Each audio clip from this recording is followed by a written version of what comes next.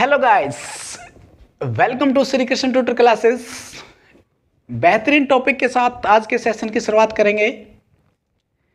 आज का टॉपिक रहेगा हमारा 42वां संविधान संशोधन।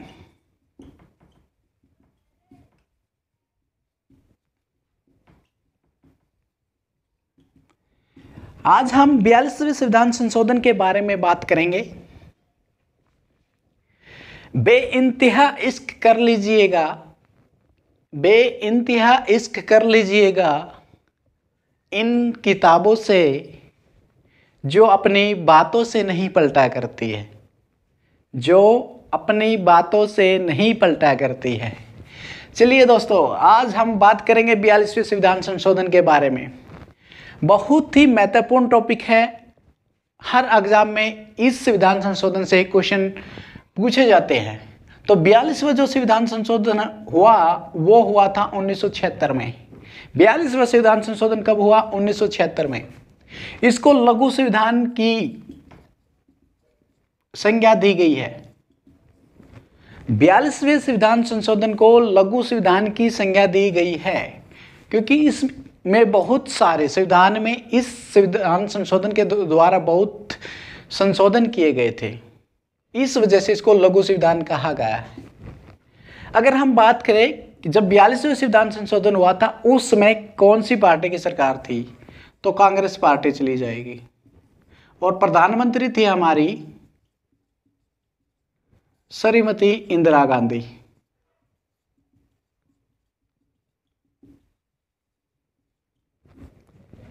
श्रीमती इंदिरा गांधी।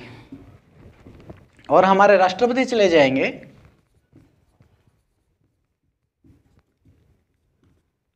फखरुद्दीन अली अहमद। यहां से हमारा बेसिक ढांचा तैयार हुआ। दोस्तों देखिए, 42वां संविधान संशोधन 1976 में, उस समय किस पार्टी की सरकार थी? कांग्रेस की। प्रधानमंत्री हमारी इंदिरा गांधी थी और राष्ट्रपति थे फखरुद्दीन अली अहमद। और इसको लघु संविधान की संज्ञा दी गई है। हम बात करते हैं कि इसमें कौन कौन से संविधान संशोधन किए गए। पहला, प्रस्तावना में 3 शब्द जोड़े गए। प्रस्तावना में 3 शब्द जोड़े गए। समाजवादी, धर्मनिरपेक्षता,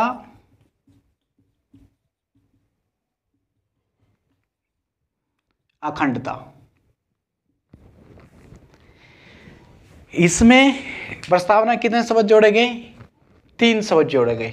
समाजवादी, धर्मनिरपेक्ष, अखंडता।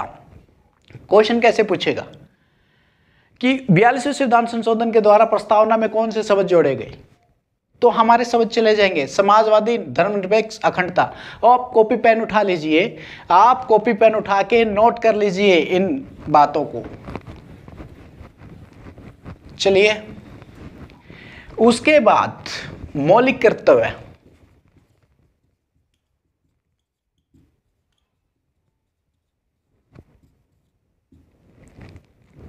मौलिक कर्तव्य को 42वें संविधान संशोधन के द्वारा जोड़ा गया।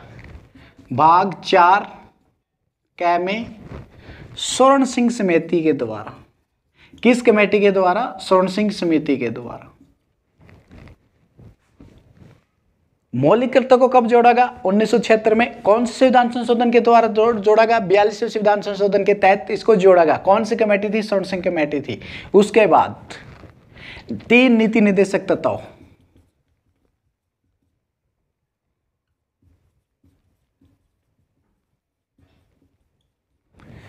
कौन से 3 नीति निर्देशक तत्व जोड़े गए? 3 नीति निर्देशक तत्व जोड़े गए। समान न्याय, निशुल्क विधिक सहायता। समान न्याय, निशुल्क विधिक सहायता। सेकंड, दूसरा चला जाएगा उद्योगों में, उद्योगों के प्रबंध में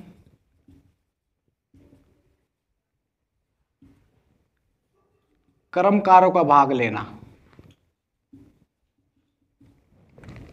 अगला पॉइंट क्या चला जाएगा? उद्योगों के प्रबंध में कर्मकारों का भाग लेना। तीसरा चला जाएगा पर्यावरण संरक्षण। पर्यावरण संरक्षण, वन और वन्य जीवों का संरक्षण।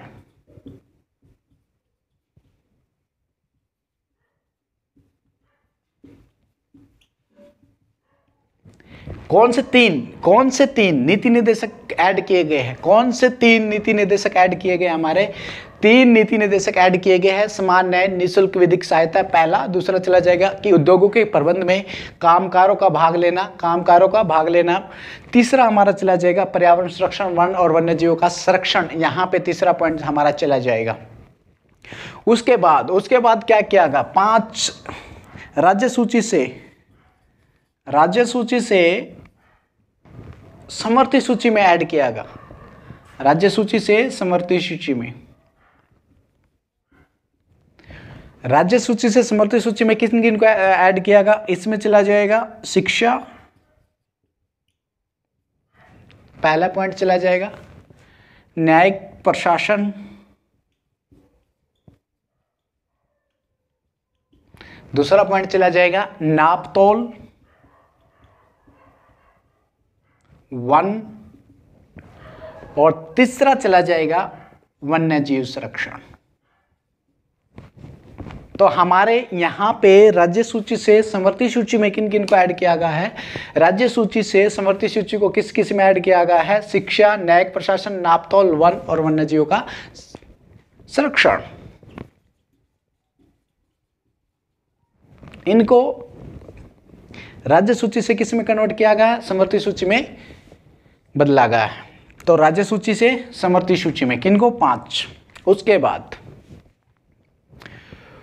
उसके बाद हमारा चला जाएगा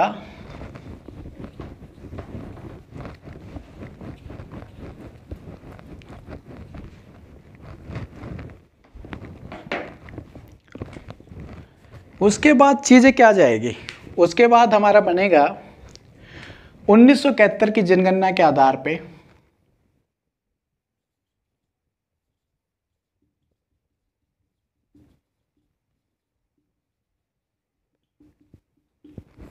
1971 की जो जनगणना हुई उसके आधार पे 2001 तक लोकसभा और विधानसभा की सीटों को निश्चित करना।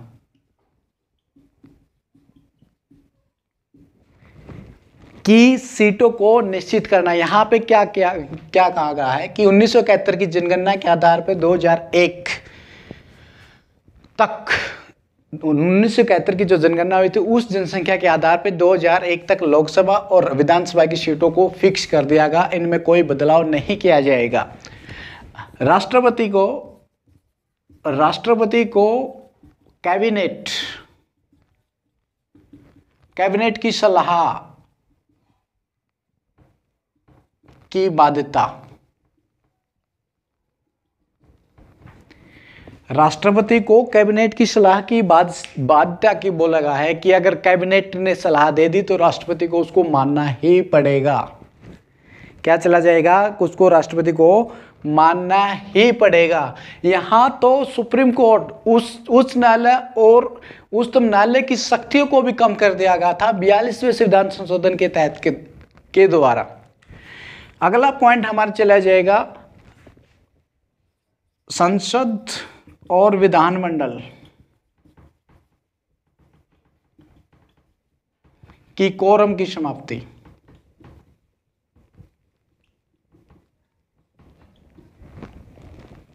संसद और विधानमंडल की कोरम की समाप्ति। तो कोरम क्या होता है? कोरम होता है हमारा जो सदन को चलाने के लिए कम से कम कितने व्यक्ति चाहिए। सदन को चलाने के लिए कम से कम जितने व्यक्तियों की आवश्यकता होती है उसको हम कोरम बोलते हैं। और आमतौर पे जो कोरम की बात करें तो 1/10वां भाग कि जितने सदस्य होते हैं सदन में। अगर हम लोकसभा की बात करें तो लोकसभा की बात करें हम अप्रोक्सीमेट मान लेते 550 का 1/10 55 सदस्य सदन में होने चाहिए, तभी कार्रवाई चलेगी। लेकिन यहाँ पे क्या कर दिया गया है, संसद और विधानमंडल के कोरम की समाप्ति कर दी गई है कि कोई आवश्यकता नहीं है इसकी, यहाँ पे कोई आवश्यकता नहीं है, जितने सदस्य आएंगे, सदन के जितने सदस्य आएंगे कार्रवाई शुरू हो जाएगी। तो इसका मतलब यहाँ पे ये हो गया। ये था दोस्तों आज का महत्वपूर्ण टॉपिक। मैं उम्मीद करता हूं कि आप लोगों को समझ में आया होगा। अगर आप इस चैनल पे नए हो तो लाइक, शेयर एंड सब्सक्राइब कीजिए। जय हिंद, जय भारत दोस्तों।